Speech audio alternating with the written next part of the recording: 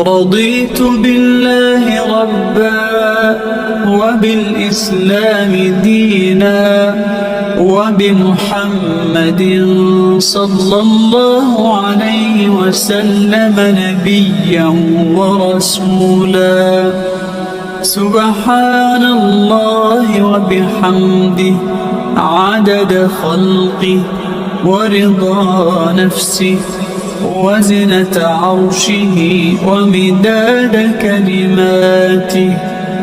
Saudara-saudara kaum muslimin rahimakumullah, kita menyaksikan peristiwa-peristiwa yang memilukan dan memalukan. PHK terjadi di mana-mana, pengangguran meningkat, harga-harga membumbung tinggi, daya beli rakyat semakin lemah. Sementara di bidang politik, kejadian-kejadian memberikan indikasi bahwa persatuan dan kesatuan kita sebagai bangsa dewasa ini tengah berada dalam ujian yang berat. Pada jumpa kita kali ini, tanpa bermaksud untuk mencari kambing hitam dari bencana yang kita hadapi, saya ingin menyampaikan sebuah hadis yang diriwayatkan oleh Imam At-Tabarani dari Ibnu Abbas bahwa Rasulullah sallallahu alaihi wasallam bersabda, khamsun bi khamsin, ada 5 perkara yang dapat menimbulkan 5 macam bencana. Mari kita renungi hadis ini satu demi satu sebagai bahan introspeksi buat kita semua dalam menghadapi bencana yang tengah berlaku sekarang ini. Yang pertama, manaqasa qaumul ahda illa sullita alaihim aduwwuhum. Apabila suatu kaum sudah mengingkari janjinya, maka mereka pun akan dikuasai oleh musuh-musuh mereka. Sederhana saja nampak kalimat dalam hadis ini. Apabila orang sudah mengingkari janji, mereka akan dikuasai oleh musuh-musuh mereka sendiri.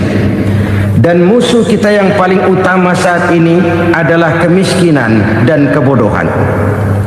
Kenapa itu terjadi? Karena kita mengingkari janji kita sendiri. Di saat awal-awal berdirinya Orde Baru, kita pernah berjanji untuk melaksanakan Pancasila dan Undang-Undang Dasar 45 secara murni dan konsekuen. Kita berjanji bahwa kita akan menegakkan pemerintah yang bersih dan berwibawa. Itu semua pada permulaannya. Waktu demi waktu berjalan, kita lupa dengan janji yang kita ucapkan itu. Ketuhanan yang Maha Esa kita ucapkan, tapi kesetanan yang luar biasa yang kita lakukan. Kemanusiaan yang adil dan beradab yang kita dengungkan, tetapi kemanusiaan zalim dan biadab yang kita praktekkan. Sederhana saja saudara, hampir setiap pejabat pada posisi-posisi kunci, di awal-awal ia memangku jabatan itu, biasanya ia mengucapkan sumpah dengan lafaz demi Allah bahwa dalam melaksanakan jabatan ini saya tidak akan menerima hadiah atau pemberian dalam bentuk apapun. Itu pada permulaannya. Lama-lama rupanya hadiah itu asik juga, mulai diterima. Lama-lama dirasa kurang, mulai menagih. Dan akhirnya terjadilah praktek yang disebut suap menyuap, semir menyemir, dan lain sebagainya. Kalau ini sudah menjadi kenyataan, bagaimana kita mau menegakkan pemerintah yang bersih dan berwibawa? Undang-Undang Dasar 45 menyatakan bahwa bumi, air, dan seluruh kekayaan negara dikelola oleh negara bagi sebesar-besar kemakmuran rakyat. Yang terjadi adalah bahwa kita merasa mewakili rakyat untuk menikmati harta dan kekayaan negara, sehingga rakyat banyak tidak bisa ikut menikmatinya. Menumpuklah harta itu sehingga terjadilah pepatah, gunung ditimbun, sumur digali. Yang kaya semakin kaya, yang miskin semakin terpuruk. Kita ingkar dengan janji yang kita ucapkan di awal-awal kita bergerak. Kita ingkar dengan janji pada saat kita mengatakannya dengan menyebut nama Allah, dengan mempertaruhkan nama Tuhan. Sehingga pada akhirnya jabatan pun mengalami tender. Sudah menjadi rahasia umum. Orang mau jadi lurah mesti mengeluarkan uang, mau jadi camat mesti mengeluarkan uang, mau jadi wali kota, bupati, bahkan gubernur, itu ada pasarannya. Secara logika, kalau orang memperoleh satu jabatan karena banyak mengeluarkan uang, tentu pada saat ia mengeluarkan uang, ia sudah punya pemikiran, modal pasti pulang, modal pasti kembali. Kalau orang memperoleh suatu jabatan karena banyak mengeluarkan uang, maka langkah pertama yang dia lakukan setelah memangku jabatan itu ialah bagaimana uang bisa kembali, bagaimana modal bisa pulang. Kalau modal sudah pulang, pikiran berikutnya bagaimana supaya dapat untung. Lalu kapan mau bekerja untuk kepentingan rakyat? Itu nomor 18. Kemudian kalau ada proyek-proyek besar, pertanyaannya ialah bukan apakah proyek ini bermanfaat bagi rakyat, apakah proyek ini layak untuk diteruskan, tetapi yang jadi pertanyaan paling utama ialah bagian saya berapa duit dari proyek ini. Kita bisa lihat proyek, mega proyek lahan 1 juta hektar di Kalimantan Tengah, triliunan rupiah, dan proyek itu gagal. SD Impres bulan ini diresmikan, bulan depan retak. Jembatan-jembatan bulan ini gunting pita, bulan depan runtuh. Kita ingkar dengan janji. Kita berkata kita bekerja untuk kepentingan rakyat, tapi kita tidak pernah mengenal rakyat itu. Apabila suatu kaum sudah mulai mengingkari janji, maka mereka akan dikuasai oleh musuh-musuh mereka. Akibatnya tersusunlah barisan-barisan sakit hati yang makin lama makin menjadi bola salju, menggelinding membesar, dan kemudian terjadilah hal-hal yang tidak kita inginkan lagi. Apabila suatu kaum sudah mengingkari janji, maka mereka akan dikuasai oleh musuh-musuh mereka. Ini penyebab bencana yang pertama. Kita tidak konsekuen. Tadinya kita dengan lantang teriak-teriak berantas korupsi, ganyang korupsi. Pada waktu kita belum mendapat kesempatan. Setelah kita naik punya kesempatan, rupanya korupsi enak juga dirasa. Terjadi pergeseran nilai, orang luntur, kehilangan idealisme awal. Lalu untuk menghibur diri, menutup kesalahan, kita gunakanlah pepatah bahwa tidak ada gading yang tak retak, bahwa kita harus mikul dhuwur mendem jero. Itu semua cuma sebagai dalih agar kesalahan kita tidak dibicarakan orang lain. Padahal kita sendiri yang mengingkari janji. Kita yang keluar dari komitmen awal kita. Kita berjanji melaksanakan Pancasila dan Undang-Undang Dasar 45 dengan murni dan konsekuen. Kita berjanji untuk menegakkan pemerintah yang bersih dan berwibawa. Namun dalam kenyataannya itu tidak kita laksanakan dengan sebagaimana mestinya. Kita bergeser, kita mengalami proses degradasi, peluncuran nilai, dan akhirnya terbentuklah barisan-barisan sakit hati yang semakin lama semakin membesar itu. Kita harus introspeksi.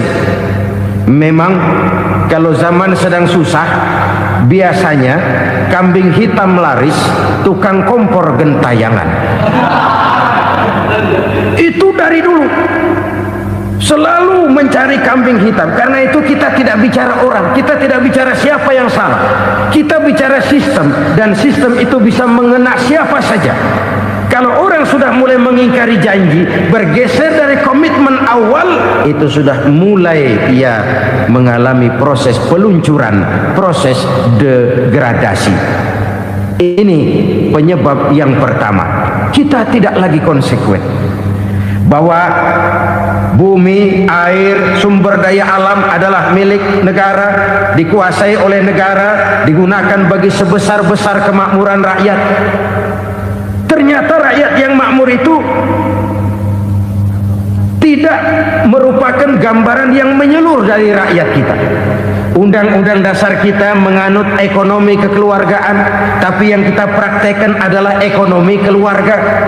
Kalau bukan keluarga nggak dapat proyek, kalau bukan keluarga nggak dapat macam-macam. Kekeluargaan kita rubah menjadi keluarga, timbullah penyakit nepotisme. Kita bergeser, kita ingkari janji, dan kita anggap kita atasnamakan rakyat. Rakyat cuma sekedar jadi address, rakyat cuma sekedar jadi alamat, tetapi kehidupan mereka tidak banyak berubah dan tidak banyak terangkat. Kaum muslimin rahimakumullah, ini penyakit yang pertama, penyebab bencana yang pertama. Yang kedua kata Nabi, wa ma hakamu bighairi ma anzalallah. Apabila hukum yang diterapkan sudah tidak lagi bersumber dari hukum Allah, illa fasya fihimul faqru, maka akan bertebaranlah kemiskinan di mana-mana. Ini artinya apa? Apabila hukum tinggal sebuah stempel, apabila hukum sudah diatur menurut kepentingan, apabila hukum sudah tidak lagi ditegakkan secara adil, maka kemiskinan merambah di mana-mana. Hukum diatur menurut selera orang yang sedang berkuasa, maka yang benar bisa jadi salah, yang salah bisa jadi benar. Hukum dalam kenyataan hidup berlaku seperti pisau. Pisau itu kan saudara lihat, yang namanya pisau dimanapun itu tajamnya ke bawah, ke atas tumpul. Kalau hukum itu kalau untuk rakyat, hukum itu tajam bukan main, cepat sekali dilaksanakan. Tapi giliran menengah ke atas yang gedean dikit berbuat salah, hukum tumpul. Hukum pura-pura tidak dengar. Akibatnya terluka rasa keadilan rakyat. Satu kasus rakyat diam, dua kasus rakyat diam, tiga kasus rakyat diam, kasus terakumulasi di hati rakyat. Luka rasa keadilan, dan itu menjadi sumber bencana. Penjarahan, kita tidak setuju itu, tapi kita harus melihat kausalnya. Itu kan tidak berdiri sendiri, itu kan karena terlukanya rasa keadilan rakyat. Melihat kesempatan ini tidak merata. Kalau rakyat ini yang ngajukan kredit ke bank, walaupun jumlahnya cuma jutaan, ratusan ribu, susahnya 17 setan. Tapi ada orang-orang tertentu yang agunannya palsu, jaminannya palsu, bawa kata belece, bukan cuma miliaran, triliunan kredit bisa keluar. Terluka rasa keadilan, hilangnya kesempatan. Rakyat cuma dapat kesempitan, jarang dapat kesempatan. Dari lukanya rasa keadilan ini, memang ya entah lipstik, entah basa-basi, dibentuklah tim ini, dibentuklah badan pengawas ini, dibentuklah tim ini. Kalau membentur tahu, hancur tahu. Tapi kalau tim yang dibentuk membentur karang, bukan karangnya yang hancur biasanya, timnya yang bubar. Kenapa? Yang dibentur batu karang yang sangat keras. Kita main-main dengan hukum, kita tidak konsekuen dengan hukum. Luka rasa keadilan, dan itu terakumulasi. Edi Tamsil, rakyat tahu, terakumulasi, menguap begitu saja. Kasus-kasus lain rakyat tahu, menguap begitu saja. Ketidakadilan terakumulasi, mengendap di hati rakyat, menunggu ledakan. Pada saat sumbu meledak, rakyat tidak bisa dibendung lagi. Oke, kita tidak setuju dengan penjarahan, tapi jangan melihat itu sebagai peristiwa yang berdiri sendiri. Kenapa itu terjadi? Kausalnya kenapa? Oke, kita tidak setuju memang, tapi yang dijarah oleh rakyat kan memang cuma untuk perut. Yang dijarahkan beras, yang yang dijarahkan televisi, yang dijarahkan kulkas yang masih bisa dihitung, yang memang real untuk kebutuhan rakyat. Penjara-penjara berdasi kepala botak yang menguras uang rakyat habis-habisan, enak saja melenggang dalam kehidupan ini. Makin terluka rasa keadilan rakyat. Apabila hukum yang diterapkan sudah menyimpang dari keadilan yang diajarkan Allah, fasyafihimul fakru, bertebaranlah kemiskinan. Aneh, memalukan, memilukan. Sebuah negara agraris yang katanya pulaunya hijau royo-royo, Gemari Palau Jenawi Toto Tentem Kertora Harjo, yang tahun 93 pernah mendapat penghargaan dari FAO, Badan Pangan Sedunia, sebagai negara yang berhasil dalam swasembada pangan. Sekarang ini kita terpaksa betul beli beras dari Vietnam, beli beras ke Kamboja, beli kedelai dari Kamboja. Kenapa? Lahan sawah kita habis ditanami pabrik. Teknologi kita, teknologi loncatan yang non-applied, tidak terpakai oleh kita. Lantas lahan yang tidak bisa kita tanami, kita paksakan lahan-lahan gambut menjadi tanah pertanian yang subur dengan biaya triliunan, dan kita gagal. Kita cari jarum dan kapak hilang. Kita mau jadi negara industri dengan loncatan teknologi yang maju, kita lupakan pola pijak kita sebagai negara agraris, dan akhirnya kita kecolongan. Lihatlah dewasa ini, rakyat kita antri sembako di mana-mana. Di sebuah negara agraris, ketidakadilan melahirkan kemiskinan, kemiskinan moral dan kemiskinan material. Kemiskinan moral, rakyat nggak percaya lagi sama pejabat. Rakyat mengalami krisis figur. Orang ala lu ngomong dah sama ember.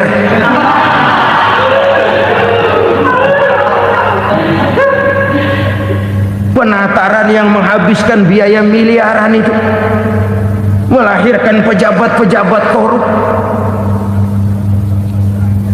Pengawasan yang menghabiskan biaya miliaran itu ternyata impoten, mandul. Kemiskinan moral. Jujur saya berkata, saudara-saudara, setelah pintu reformasi dibuka, itu yang masuk memang macam-macam. Ada yang memang punya tujuan murni, konsekuen, dan punya konsep. Ada yang nunggu di tikungan, begitu mobil lewat nyamber pintu, berangkat ikut reformasi. Ada yang memanfaatkan momentum, mumpung, untuk nyampein unek-unek, ngerti nggak, pokoknya ngomong. Sehingga keadaan semakin rancu, kebingungan semakin menjadi-jadi, masalah yang paling urgen tidak terselesaikan. Sekarang ini orang berpikir mendingan jadi pala ular daripada jadi buntut macan. Buntut macan memang hebat macan, tapi kalau buntutnya cuma ugel-ugel di belakang buat apa? Mendingan jadi pala ular, kecil juga nyaplok. Artinya ya biar kecil juga kalau punya partai kan gagah. Lalu rame-rame bikin partai kayak bikin arisan. Orang makin mengalami dislokasi. Semua mau jadi pahlawan, semua mau nomor satu, semua ngomong. Iya kalau bidangnya, kalau bukan makin rancu.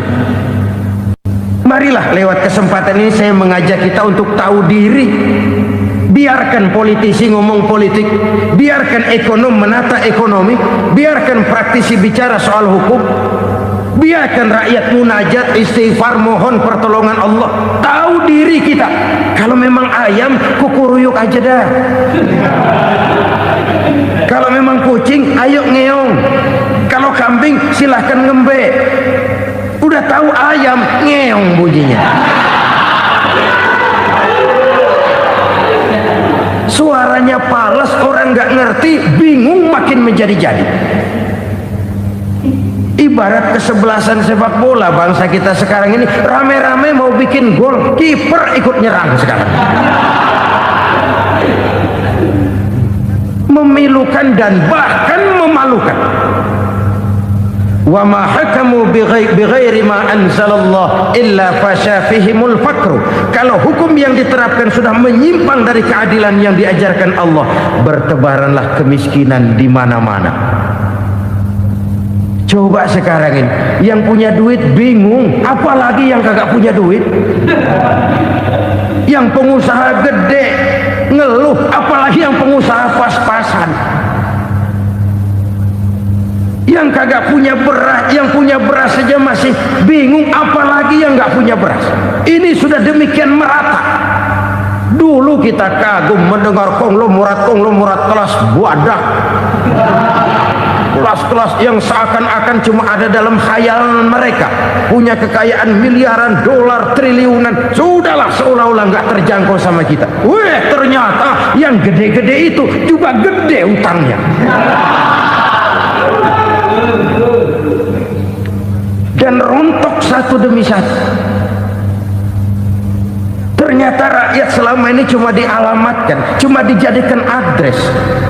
Rakyat yang tidak banyak ngerti persoalan ini harus menanggung hidup ini begini berat, harus menanggung beban hidup ini begini tinggi, daya beli semakin lemah, semakin terpuruk dan terpuruk, sedang keadaan belum juga banyak berubah. Yang hutang sama luar negeri itu kan bukan rakyat kecil, Ciano.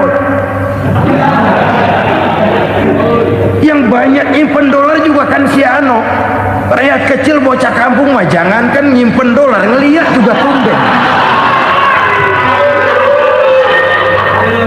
Kemana kita mesti bercermin?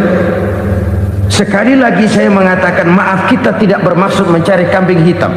Karena itu kita tidak bicara orang, kita bicara sistem, kita bicara keadaan. Beginilah yang dikatakan Nabi, penyebab timbulnya bencana, hukum yang ditegakkan tidak lagi berorientasi kepada keadilan, tapi berorientasi kepada kepentingan.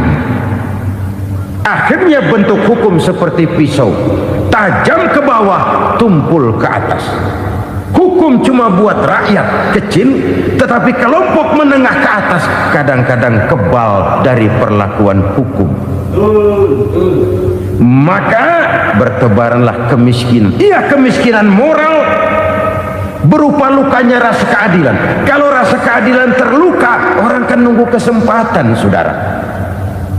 Iya, dia nggak bisa ngomong, iya dia nggak sanggup action, iya dia nggak bisa tunjuk rasa, tapi hatinya kan, kapan ada kesempatan, kapan ada waktu, tunggu.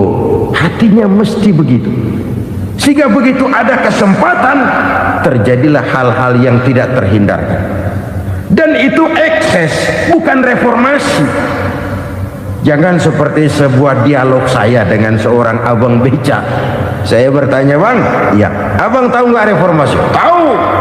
Ustaz, apa? Pembakaran. Terus penjarahan. Lalu perkosaan. Itu reformasi. Itu yang saya lihat. Nah, itu yang dia lihat. Saya tentu tidak menyalahkan abang beca kita, karena memang itu yang dia lihat dan sejauh itu wawasannya. Tapi ini indikasi bahwa banyak rakyat kita yang belum bisa menggunakan kebebasan secara bertanggung jawab. Padahal kebebasan tanpa tanggung jawab tirani. Sebuah contoh gampang-gampangan. Saya beli radio, saya setel di kamar saya, lalu saya bilang, ini radio gue, yang beli gue, pakai duit gue setel di kamar gue, sekeras-kerasnya, gak ada urusan sama orang lain. Itu kata saya. Tetapi tetangga saya sebelah rumah kan boleh juga ngomong begitu. Kata tetangga saya, ini mata gue, yang ngantuk gue tidur di kamar gue, kenapa suara radio lu nyampe kemari? Artinya apa ini? Kebebasan saya nyetel radio dibatasi oleh kebebasan tetangga saya yang mau tidur. Tidak ada kebebasan mutlak. Kebebasan mutlak tanpa tanggung jawab kembali akan melahirkan tirani, kembali akan melahirkan pemaksaan kehendak. Dan itu lagi-lagi bukan demokrasi. Saudara-saudara kaum muslimin rahimakumullah. Ini penyakit yang kedua, lukanya rasa keadilan, terutama di kalangan rakyat kecil. Itu mengendap menjadi akumulasi dan menunggu giliran kapan bisa dimuntahkan. Dengan kata lain, rakyatnya udah banyak banget makan yang perutnya jadi enak, nyelam. Kapan nunggu muntahnya? Udah begini banyak akumulasi yang mereka pendam di perut ini, sehingga ketika terjadi kesempatan itu sudah tidak terkendalikan lagi. Kita out of control. Saya tidak mentolerir sikap-sikap kekerasan. Bahkan saya lebih cenderung bahwa kalau di rumah kita banyak tikusnya saja racuni, jangan rumah dibakar. Bahwa ada korupsi, ya, ada kolusi, memang ada nepotisme, tentu. Tetapi tikusnya saja racuni, jangan rumah dibakar. Masa mau ngusir tikus bakar rumah? Tikusnya lari, tikusnya selamat, rumahnya ewes-ewes.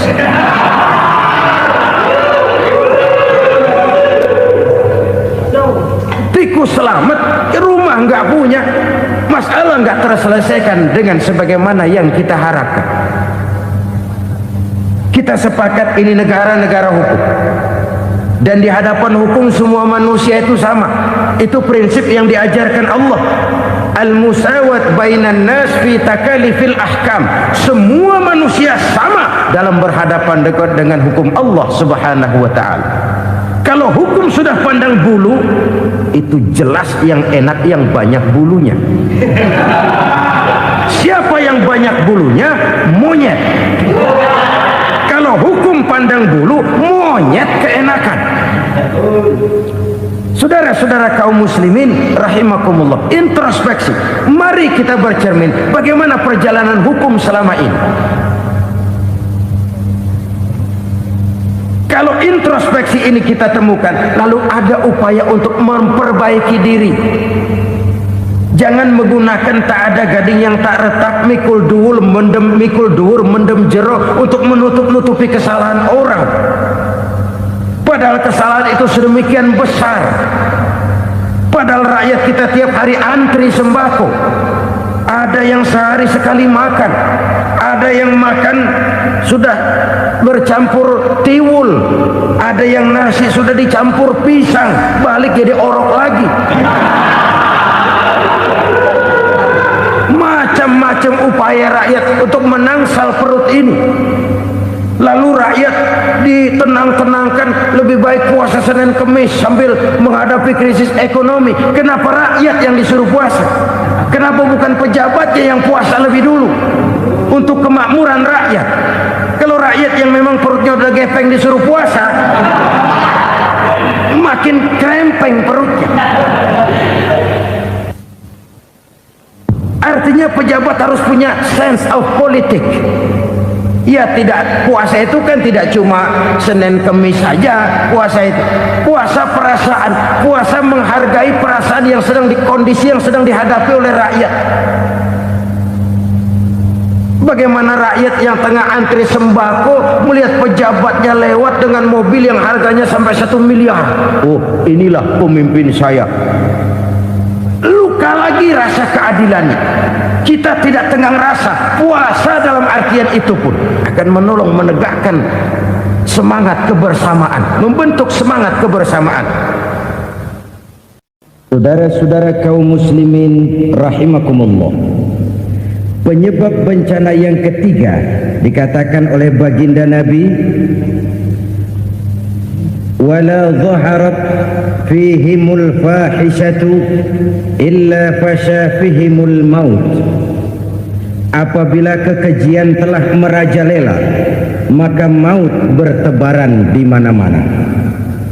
Kita renungi butir kalimat dalam hadis ini. Apabila kekejian telah merajalela, maut bertebaran di mana-mana. Begitu murah arti sebuah kehidupan.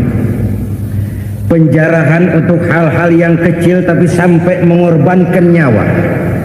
Apabila kekejian sudah terjadi di mana-mana, maut pun bertebaran. Maut dalam arti berpisah ruh dengan jasad, tapi juga maut dalam arti orang bisa mati karirnya, orang bisa mati usahanya, orang bisa mati kesempatannya karena perbuatan-perbuatan keji yang selama ini tidak terbendung. Lahirlah teori mafia. Siapa yang kuat dia yang berkuasa, siapa yang lemah dia menjadi mangsa. Proyek-proyek besar yang menang tender itu ya dari itu ke itu saja. Yang pengusaha-pengusaha tidak punya koleksi, koneksi, tidak bisa bayar komisi, dapat proyek tetelan.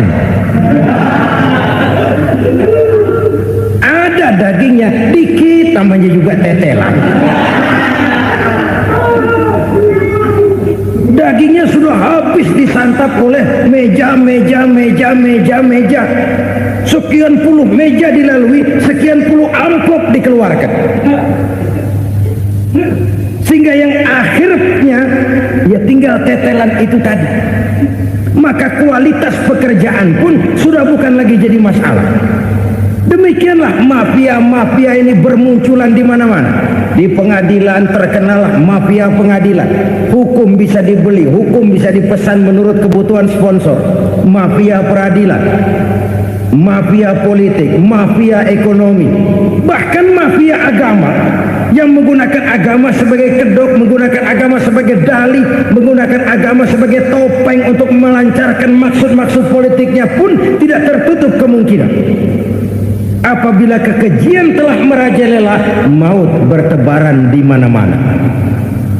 Korupsi, kolusi, nepotisme itu bagian dari kekejian. Kita selama ini kalau mendengar maksiat, itu yang terbayang cuma judi, mabuk, zina. Iya, itu maksiat. Tapi korupsi, kolusi, nepotisme itu juga maksiat dalam bentuk lain. Kalau ini sudah bertebaran, maka maut terjadi di mana-mana. Jangan bayangkan cuma mati orangnya, itu sih kewajiban.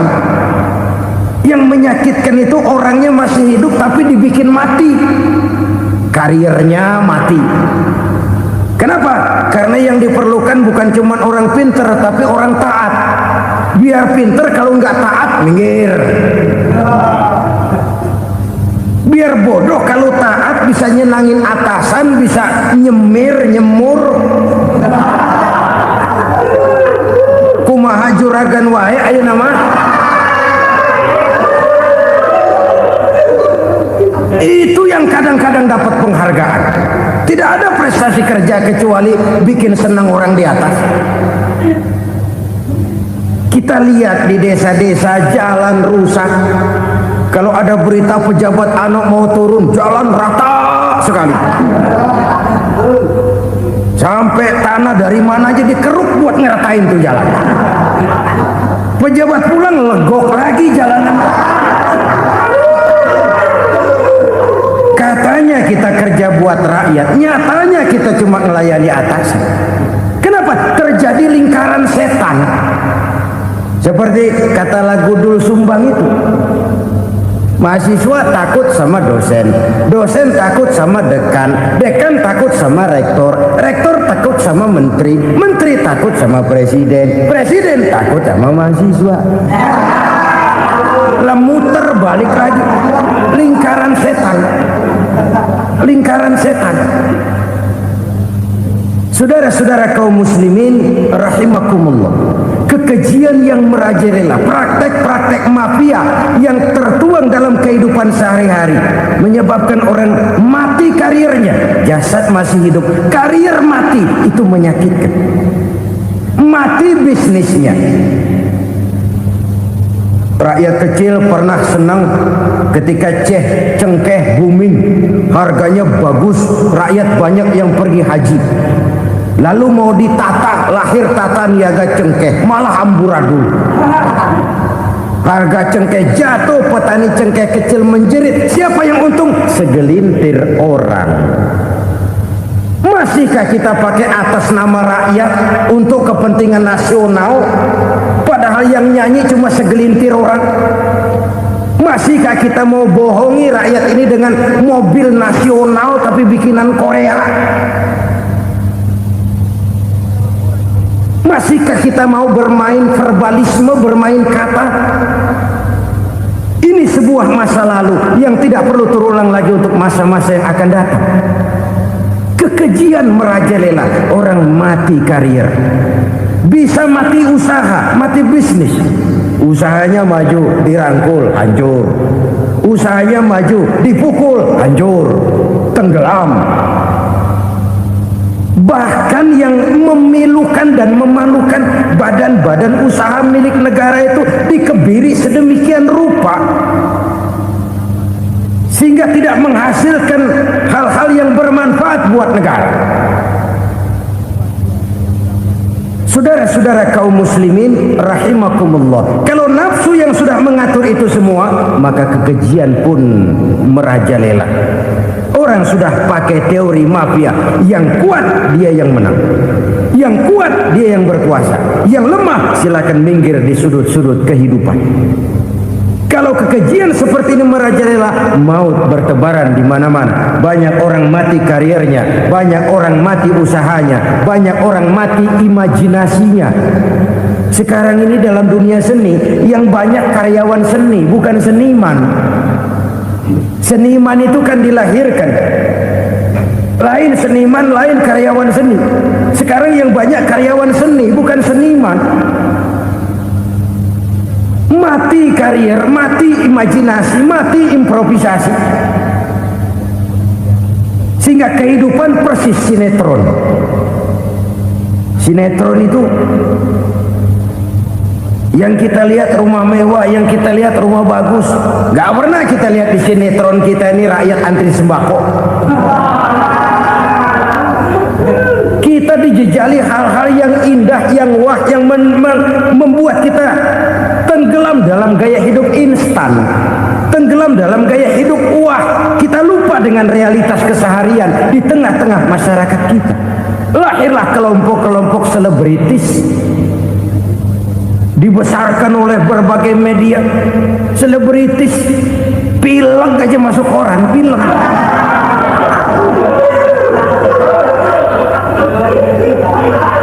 Rakyat yang pingsan antri beras nggak masuk koran. Rakyat yang semaput antri minyak nggak masuk koran. Selebritis panok masuk koran.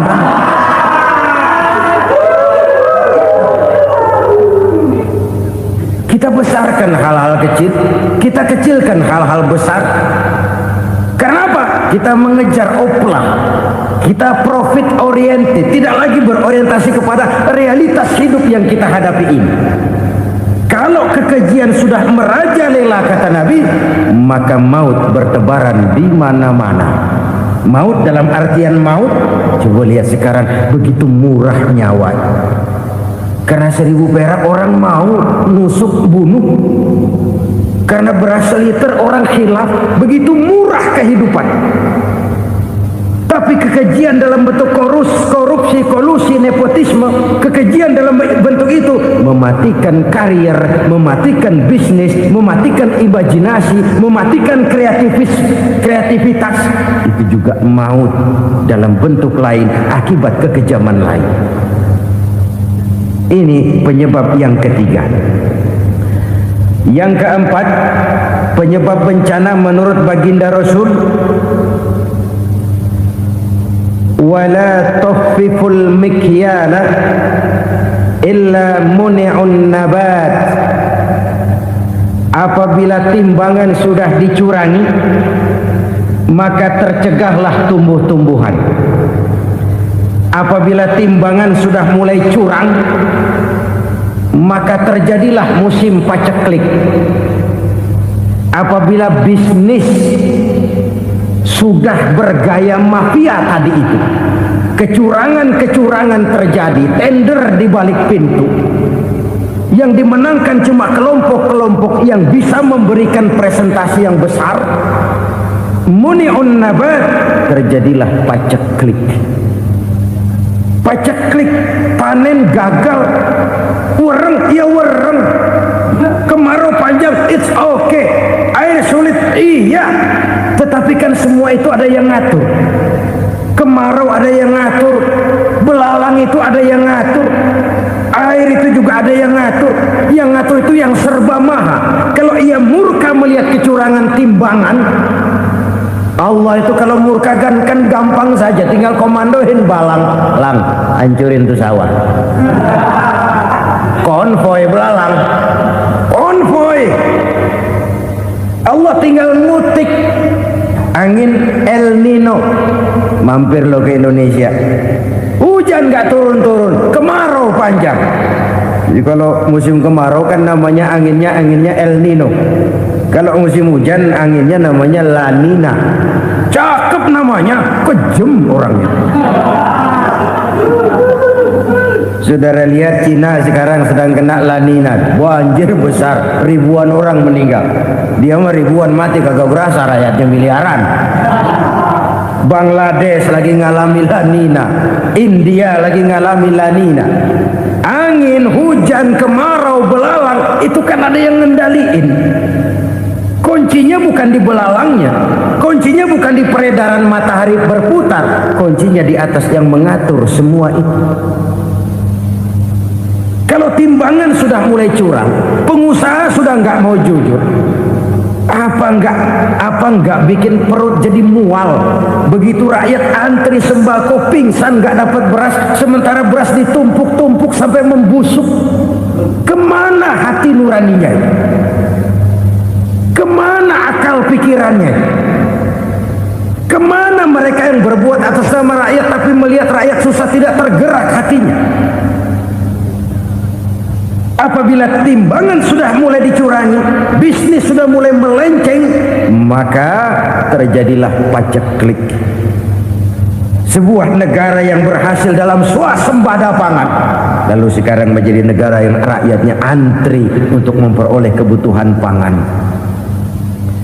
Saudara-saudara kaum muslimin rahimakumullah, ini intinya adalah kecurangan. Kalau kecurangan sudah terjadi di mana-mana, dan ini milik siapa saja, bukan soal tempat, bukan soal jabatan, soal manusianya, SDM-nya. Kecurangan tidak cuma terjadi di kantor, di masjid bisa terjadi kecurangan. Korupsi tidak hanya bisa terjadi di kantor, di madrasah bisa ada korupsi. Faktor manusianya, ini soal SDM. Kecurangan yang besar tentu besar lagi kerugiannya. Kecurangan yang kecil, kecurangan sehari-hari, pedagang-pedagang kecil ngurangi timbangan, barang yang buruk dikatakan baik, yang baik dikatakan buruk, itu merugikan perorangan. Kecurangan yang besar merugikan bangsa dalam bentuk total, dalam bentuk seutuhnya. Nah, kecurangan-kecurangan seperti ini rakyat kan lihat, rakyat kan tahu, dan itu kembali terakumulasi di sini, pegel. Dan jangan lupa, rakyat yang nggak ngomong itu, rakyat yang nggak bersuara itu, batinnya menjerit, jeritannya menggoncang aras, dan itu didengar Allah. Yadullah fauqal jamaah, kata Nabi, tangan Tuhan di atas orang banyak. Jeritan hati rakyat menggoncang aras. Rakyat yang terlalu banyak dizolim, rakyat yang terlalu banyak dirugikan, ya rakyat yang terlalu banyak di atas namakan, menjerit batinnya, menggoncang aras, dan Allah bisa menggerakkan apa saja untuk membuat satu situasi. Allah bisa menggerakkan apa saja untuk membuat satu situasi. Saudara-saudara kaum muslimin rahimakumullah, ini faktor yang ketiga, timbulnya kecurangan.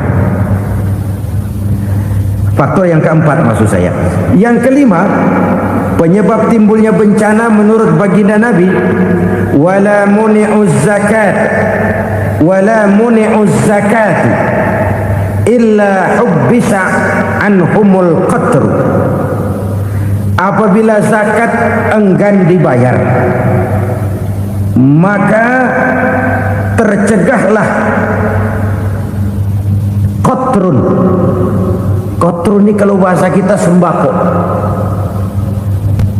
Maka tercegahlah kebutuhan-kebutuhan yang kita perlukan. Nih, kita tidak meragukan bahwa yang kita tuju adalah masyarakat yang adil dalam kemakmuran dan makmur dalam keadilan. Nah, antara kemakmuran dan keadilan ini memang sering tidak bisa berjalan seiring. Pada saat kemakmuran kita kejar, ekonomi kita pacu, ada nilai-nilai keadilan yang tertinggal. Pada saat nilai keadilan kita tegakkan benar-benar, ada unsur-unsur kemakmuran yang terabaikan. Oke, kita bisa mengatakan kasus. Oke, kita bisa mengatakan itu sebagian kecil. Tapi kalau sebagian kecil, lama-lama kan jadi sebagian besar. Oke, kita mengejar kemakmuran. Pertanyaannya, kemakmuran untuk siapa? Oke, kita berikan kelompok tertentu kue yang besar dengan harapan nanti dia bagiin kuenya kepada yang kecil-kecil. Tapi kenyataan mereka yang dapat kue besar akhirnya malah lupa diri dan lupa daratan. Mau makin besar, malah memeras yang kecil-kecil ini. Sekarang kan yang kecil modali yang besar. Ramai-ramai buka bank, ternyata kamuflase. Uang banknya untuk kredit perusahaannya sendiri, nasabahnya rakyat kecil. Artinya apa? Rakyat kecil disuruh modalin orang yang udah gede. Ini kan sambar geledek urusan.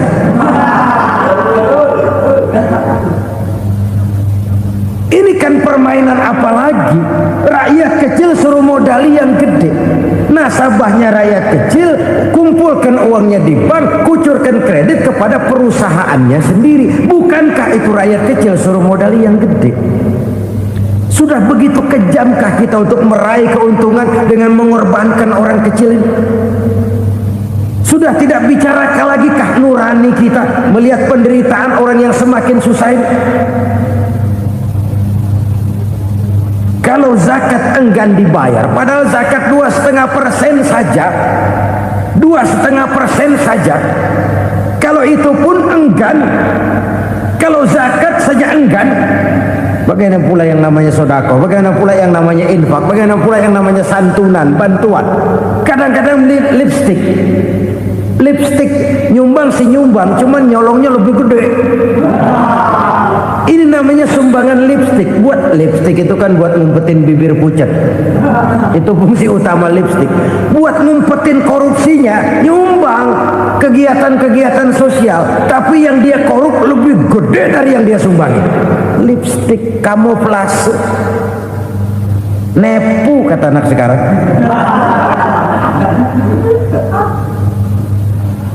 Saudara-saudara kaum muslimin rahimakumullah. Demikian berat kewajiban zakat ini sampai di zaman Sayyidina Abu Bakar pernah keluar komando perangi orang yang enggan membayar zakat. Perangi. Karena fungsi zakat adalah menjembatani antara si kaya dengan si miskin. Bahwa ada kemiskinan itu Qur'ani. Allah menyatakan, aku melebihkan rezeki sebagian kamu dari yang lain. Ini kan kesenjangan. Allah melebihkan rezeki sebagian kamu dari yang lain. Ada itu. Tetapi itu berjalan secara nature. Nah, kalau direkayasa, yang kaya semakin kaya, yang miskin semakin terpuruk, yang sudah besar dapat proyek besar, yang kecil dapat tetelan. Ini kan rekayasa namanya. Kesenjangan yang direkayasa ini yang kita harus kikis. Nah, fungsi zakat menjembatani dari sisi sosial. Dari sisi pribadi, Nabi berpesan, zakku amwalakum biz zakat. Bersihkan hartamu dengan zakat. Sekarang ada istilah nyuci uang. Uang hasil korupsi itu bisa dicuci, dijadikan uang bersih. Bukan pakai rinso, bukan.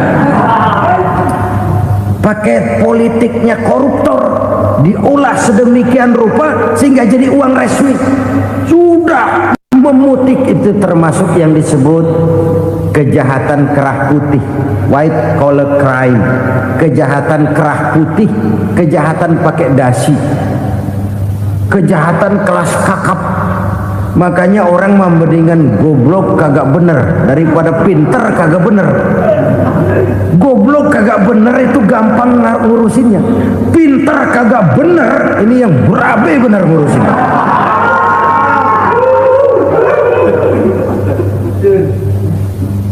Kita bukan cuma perlu orang pinter kok di zaman sekarang, kita perlu orang-orang bener yang punya komitmen, yang sesuai kata dan perbuatan, yang bisa merasakan apa yang dirasakan oleh rakyat, yang punya sense of politik yang tinggi, yang peka, yang penuh keterbukaan, yang punya wawasan dan pandangan jauh ke depan. Dari sisi pribadi, zakat itu membersihkan harta kita. Ya, dia tercampur dengan yang subuhat, dia bahkan mungkin tercampur dengan sedikit-sedikit yang haram. Itu zakku amwalakum bizzakat. Bersihkan hartamu dengan zakat itu. Pada sisi sosial ia menjembatani, pada sisi pribadi ia membersihkan harta kita. Karena itu kalau kita minta berdoa minta rezeki, syarat rezeki itu halalan thayyiban wasi'an. Enggak pernah kurang dari 3 itu. Halal, bagus, banyak. Halal, bagus, tapi sedikit, susah ngaturnya. Halal, banyak, tapi kurang bagus, buat apaan? Bagus, banyak, tapi haram, enggak ada artinya. Sebab kata Imamul Ghazali, kalau kau terlalu suka memakan makanan yang haram, dikunyah masuk ke dalam perut besar, digiling oleh perut besar, menghasilkan energi, menggerakkan sel-sel pembuluh saraf, kau juga akan cenderung berpikir yang haram. Kalau sudah cenderung berpikir yang haram, perbuatan pun akan mengarah kepada perbuatan-perbuatan yang haram.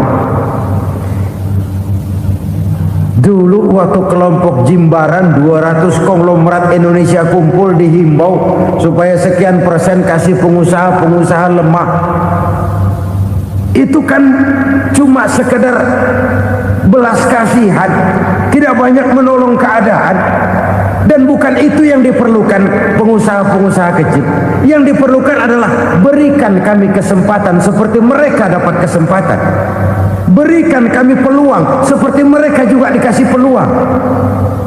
Kalau cuma dikasih 100 juta, 200 juta hari ini, usaha kami nggak ada prospeknya, peluang kagak ada, kan sama juga bohong. Diceburin ke kali, disuruh berenang, tangan diikat, mendingan mampusin ketahuan. Ayo berenang, berlomba, tangan diikat, kaki diikat, sama saja nyuruh mati. Jadi jangan kasih ikannya, kasih kailnya. Yang diperlukan pengusaha kecil menengah ke bawah itu bukan cuma sekedar belas kasih dari konglomerat-konglomerat besar. Berikan kami peluang seperti mereka juga dapat peluang. Berikan kami kesempatan seperti mereka dapat kesempatan. Berikan kami kredit dengan kemudahan seperti mereka juga kalau minta kredit begitu mudahnya. Menciptakan peluang dan kesempatan, pemerataan. Bukan menciptakan manusia Indonesia dengan standar ekonomi yang sama. Semua rumahnya harus sama, semua punya mobil. Itu sih kebersamaan bebek. Bebek, coba lihat bebek. Satu ngalor semua. Satu ngidul semua. Kebersamaan bukan itu. Kebersamaan adalah menciptakan peluang. Kalau yang kaya bisa semakin kaya, kenapa yang miskin tidak bisa ikut naik jadi sedikit kaya? Kalau pengusaha yang sudah kuat bisa bertambah menjadi kuat dengan proyek mega proyek, kenapa yang menengah tidak bisa ikut menjadi kuat? Dan kenapa kekejian itu merajalela? Kita dengar lewat berita-berita PLN tekor, PLN utang. Kenapa? Dia beli listrik dari swasta, yang belinya lebih mahal daripada penjualannya. Artinya dia beli itu listrik dari perusahaan listrik swasta, dia jual kepada rakyat lagi. Harga jualnya lebih murah daripada dia beli kepada swasta. Kenapa? Ada tekanan lagi tuh. Biasa siklus lagi. Hukum Boyle. Atas neken, paling bawah gepeng. Ya kita nih rakyat kecil, emang nasibnya gepeng-gepeng terus. Saudara-saudara kaum muslimin rahimakumullah, dari 5 penyebab bencana ini kita ambil kesimpulan untuk sebuah renungan dan introspeksi kita bersama. Pertama, mengingkari janji. Padahal janji itu yang lebih tinggi nilainya adalah di hadapan Allah Subhanahu wa taala. Baik wakil-wakil rakyat di parlemen maupun pemimpin-pemimpin rakyat di dalam kabinet, apabila memangku suatu jabatan, selalu mereka mengawali dengan sumpah, dan sumpah itu dimulai dengan demi Allah. Sadarkah kita pada saat itu kita ucapkan bahwa kita sudah mempertaruhkan Allah untuk jabatan yang kita pegang? Kita sudah mempertaruhkan nama Allah untuk posisi yang dipercayakan kepada kita. Sadarkah kita bahwa menyia-nyiakan itu satu dosa yang sangat besar, yang tidak hanya kepada Allah tetapi juga kepada rakyat yang kita wakili, kepada rakyat yang kita pimpin. Cukuplah sudah rakyat dijadikan adres, umat dijadikan alamat sebagai numpang. Marilah kita kembali kepada komitmen awal dengan jujur kepada janji kita sendiri. Lalu yang kedua, kekejian, baik berupa korupsi, kolusi, nepotisme, dan perbuatan-perbuatan lain akan melahirkan kemiskinan. Kekurangan pangan bukan satu-satunya yang menyebabkan rakyat menderita. Lukanya rasa keadilan terakumulasi di hati rakyat, dan jeritan hati rakyat mengguncang aras. Kalau Allah murka, Allah bisa melakukan apa saja untuk menciptakan suatu kondisi. Faktor yang ketiga adalah praktek mafia menebarkan maut, baik orang yang mati jasad dan rohaninya maupun orang yang mati karirnya, mati kejujurannya, mati usahanya, mati imajinasinya. Hilang kreativitas kita sebagai bangsa. Faktor yang keempat, kecurangan-kecurangan di bidang usaha, di bidang tender, mengandalkan menjual kekuasaan. Dan memang repot kalau penguasa jadi pengusaha. Mau atau tidak mau, kebijakan-kebijakan kekuasaannya akan memperkuat jaring-jaring usahanya. Dan pada saat itu objektivitas sulit ditemukan lagi. Lalu yang kelima, keengganan membayar zakat, menumpuknya kekayaan negara pada kelompok-kelompok tertentu. Ini akan melahirkan paceklik yang berkepanjangan. Menumpuknya kekayaan dan harta negara pada kelompok-kelompok tertentu akan melahirkan paceklik dan kemiskinan yang berkepanjangan. Marilah kita sadar, marilah kita merenung bahwa keengganan kita membayar zakat menciptakan pemerataan pada akhirnya akan menjadi musibah buat kita semua. Saudara-saudara kaum muslimin rahimakumullah, sekian dulu jumpa kita kali ini. Mudah-mudahan yang saya sampaikan dari hadis riwayat Imam Tabrani ini menjadi bahan introspeksi buat kita semua. Tidak akan seorang muslim jatuh 2 kali di tempat yang sama. Semua merupakan pelajaran untuk kita jadikan introspeksi guna menata hari esok yang lebih baik daripada hari ini. Reformasi harus terus berlanjut, tidak bisa dan tidak perlu dikendalikan, tapi harus tetap dengan landasan akhlakul karimah sesuai dengan budaya kita sebagai bangsa. Terima kasih atas perhatian saudara. Mohon maaf atas segala kekurangan. Jumpa lagi lain kesempatan insyaallah. Usikum wa nafsi bitaqwallah. Wassalamualaikum warahmatullahi wabarakatuh.